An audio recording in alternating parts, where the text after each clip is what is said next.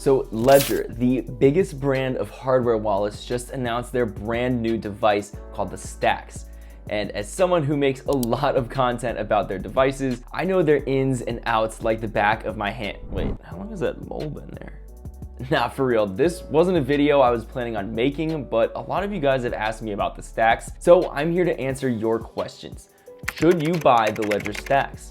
Now, let's see how many times I can say Stax in 10 minutes. Leave a comment down below with your best guess. You guys have really been enjoying that from the last video, and let's get right into it. So if you didn't know, Ledger is the largest hardware wallet manufacturer in the world with over 3 million wallets sold as of last year, and it's up to 5 million with all the crypto clown fiestas that happened this year. They currently offer two of the best hardware wallets on the market, the Nano X, which is their current flagship device, and the Nano S Plus, which was released in April of this year as a more affordable option. So the Stax is going to be their new flagship device. It has features to make it way more user-friendly than the Nano X, but basically has the same core functionality. And by that, I mean you can use it with all the same wallets, blockchains, and dapps. So I'll be mostly comparing the Stax to the X, since it's basically the same and essentially you're just paying for a more user-friendly experience. So let's go over what exactly is the difference between the X and the Stax. The Stax is not shipping until March, so I'm going off of the info I received from my contact at Ledger, the information on the website, and this article they wrote about the Stax. I'll get my hands on one as soon as possible so I can give you guys a full review of it. So like I mentioned, it has the same functionality as the X. You can use it with cryptocurrencies like Bitcoin, Ethereum, and Polygon, and software wallets like Ledger Live, which is their own wallet, and MetaMask.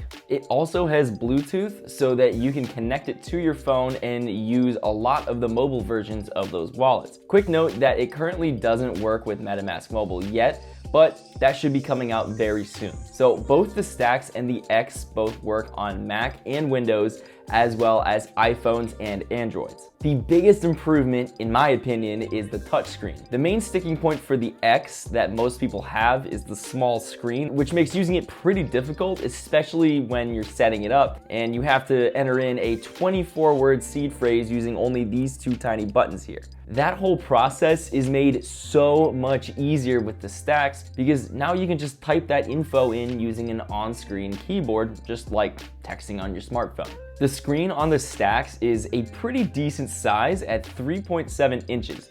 Not too big, not too small. There's actually a device that's really similar to the Stax called the Keystone that I've covered on this channel before, which is slightly larger with a 4-inch touchscreen. So this is the Keystone that's gonna be about the same size as the Stax, and this is an iPhone 13 Pro, just for reference. As my regular viewers know, I have a lot of hardware wallets, and I gotta say the Keystone is by far the easiest to set up because of that large touchscreen. So I imagine the Stax will be pretty similar to it. In my opinion, this is a nice to have feature, but not a need to have feature, and heads up, you're gonna be hearing that a lot more. The Stax is about the size of 5 credit cards stacked together, according to the website, which is also about the same thickness as the Keystone, and it is slightly thicker than an iPhone 13 Pro. As you can see, the Keystone is slightly thicker than the iPhone. The touchscreen on the Stax, however, is going to be e-ink, which is the same thing that Amazon Kindles use for reading books. There are benefits to using it over the standard LED screen that the other Ledger devices use. It allows them to add the curved screen on the edge that shows the name and battery level in this picture,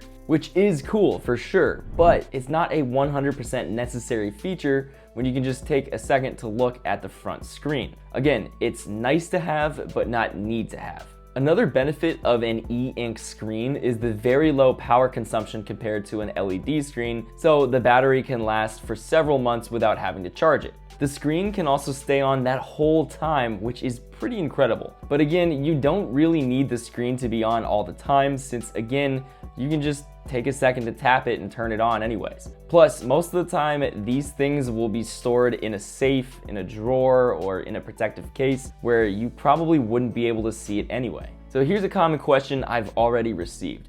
will the Stax display your crypto holdings? Just like any other hardware wallet, you cannot see your exact crypto holdings on the screen. If that is surprising to you, then check out this video, which will go through a whole bunch of other things that you might not know about hardware wallets. Link will be up here and down below. In a nutshell, hardware wallets or cold storage aren't connected directly to the internet, which means they can't connect to the blockchain, which means they can't see how much crypto you have. The other main benefit of the e-ink screen is that you can see them easier in sunlight. But like we just covered, it's not like you'll be sitting on the beach sipping a mojito, checking out your crypto portfolio on this thing. You'd still have to use your phone for that. So all in all, the e-ink screen is nice to have, not need to have. Next feature on the Stax is its Qi wireless charging capability. You can charge it without having to plug in any cables, but you can still do that if you want to. And if you want to use the Stax with your computer, you will still need the cable. The Bluetooth is only for phones. You should be able to stick this on most wireless phone chargers, which is convenient since you don't have to carry an extra accessory to charge it. But as we talked about earlier, the battery will last several months, so you won't need to charge the Stax that often anyway. And when you do need to charge it, you can just plug it in using the increasingly more common USB-C cable and fully charge it in probably under an hour. So for those reasons, wireless charging is nice to have, but not need to have. Next up are the customizations that you can make to the device to make it your own. This is cosmetic stuff like the name on the side, and you can also show an NFT or photo on the lock screen. These are pretty straightforward and do not add any core functionality to the Stax like the blockchains or the wallets you can use it with. So again, it's nice to have, but not need to have. Finally, we have the cornerstone feature that they named the Stax after, the embedded magnets that help them stack together. The click you hear when stacking your Ledger Stax devices. That's the sound of security. That is a direct quote from their website. I just find it kind of funny since I personally don't see that as a useful feature. I mean, sure, I guess it helps a bit with keeping them organized, but most of the time they should just be kept in a separate drawer, safe, or case. On top of that, you need multiple stacks to actually stack them together, and I really don't see anyone having more than one, maybe two of these. They're marketing it to be family friendly, but you know, like little Timmy and Sally aren't going to have their own separate stacks from mom and dad when over 95% of people in the world don't even use crypto at all. And that's not even factoring in the cost of the device, which we'll talk about in a sec. So realistically, I don't think the magnets will offer much to its users. Also, the fact that the Stax makes a clicking noise, that's the sound of security, when you put them together doesn't mean that they're more secure. I get that it's more of like a marketing slogan, but that could be misleading to people who might think that it somehow makes them more secure. So the magnets are, again, nice to have, not need to have. So let's get to the burning question. Should you buy the Ledger Stax? As we talked about, it is a very cool device with a lot of nice to have features, but at the end of the day, it has the same basic functionality as the Nano X. So is it worth the money? The Stax costs $270, while the Nano X costs $150. So you're paying an extra $130 or more after tax, which is almost double the cost for the 3.7-inch touchscreen, which is the biggest selling point in my opinion, as well as the e-ink display, the wireless charging, the cosmetic customizations you can do, and the magnets that hold them together. Whether that's worth it for you is a personal question. Am I going to get the Ledger Stax? Yeah, absolutely. It's a really cool device, and if you don't mind dropping the extra $130, you could too. It's especially great for people who are using their Ledger many times a day. But keep in mind, I'm a content creator, and I'm very fortunate that you guys have given me the opportunity to do this. Part-time for now, but hopefully full-time one day. So if you're enjoying this, I'd appreciate you subscribing.